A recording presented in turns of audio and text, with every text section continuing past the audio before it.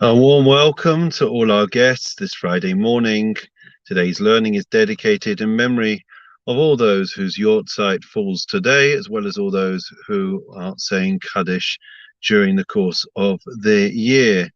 And of course, our thoughts and prayers are with the families of the victims of the terrible, horrendous terrorist attack that occurred in Israel yesterday, a day which should have been pure celebration and joy, exhilaration at the achievements of the State of Israel, was turned from Sasson to Yagon. It really seems the wrong way round, but our thoughts and prayers are with them, and we hope that peace will be restored to the country and to the region. So the beginning of the parasha starts off with the phrase Kedoshim Tihiyu, that you shall be holy. Simply speaking, how does one become holy? That we become holy through our actions, through our deeds. It's not a matter of some faiths of it's about thoughts, it's about what one's in one's heart. Actions speak louder than words, don't they, Richard? And therefore, it is important that one behaves as a mensch, as a holy person, and that's the simple understanding. There's an amazing story. Rav Leib Kellerman says, I don't know if it was about one of his kids or someone else's kids, but I think I heard that he heard him tell the story. And the story is about a family that found themselves in the middle of nowhere, and they were on an outing, and one of the kids desperately needed to go to the bathroom. And alas, there was nowhere to go. There was no kosher restaurant. There was no petrol station.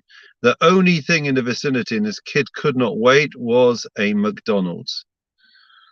Anyways, the father was taking the kid into the McDonald's to use the restroom, and the child said, "I can't go to the toilet here. However desperate I am, I can't go."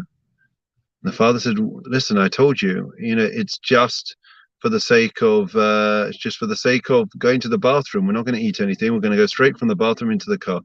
And the child says, "You don't understand. My name is Kadosh, and Kadosh means holy, and therefore it's not appropriate for me, who's holy, to behave in such a way." And they had to find an alternative place. So being holy, or the expectation of us being holy, means that we are meant to exhibit behavior in private and in public, which is of the highest standard. The bar should be exceptionally high. We shouldn't be measuring ourselves by those that are less than us, but rather those that are more than us. And so often in life, we look at those that are doing less, and we rationalize our behavior on that basis. There is another meaning of Kedoshim, and we're going to have to be brief because I noticed that I'm in Golders Green and everyone is fleeing because the traffic warden is giving tickets. So the other meaning is Kedoshim to you is that not everything that is permissible is something that we should do. In other words, when it comes to taxes, we try to do them, people pay exactly what they are asked to pay, what is demanded of them, not a cent more, not a penny more. When it comes to being Jewish, it's not like that. We're meant to look at what more can we do, what needs to be done. And therefore, there are certain things that may be permissible. They may be within the letter of the law, but they're not in the spirit of the law. And there are those things, that we should try to say to ourselves, maybe I shouldn't do them, maybe I should avoid them.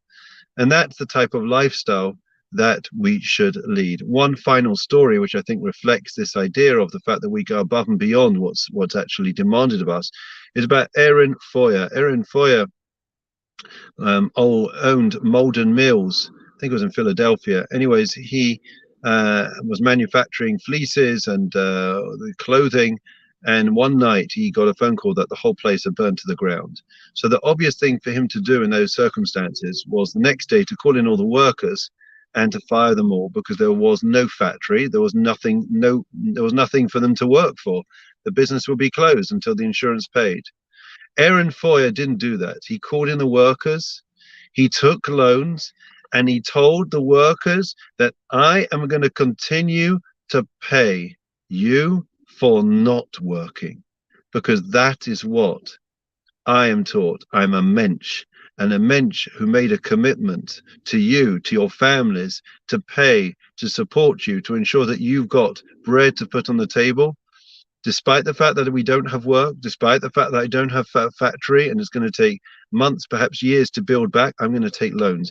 And he did this month after month after month, to so much so that it became the story on across America. He was known as the Mensch of Malden Mills. Did he do according to the letter of the law? Yes. Did he do above the letter of the law? Yes. That's what's asked of us.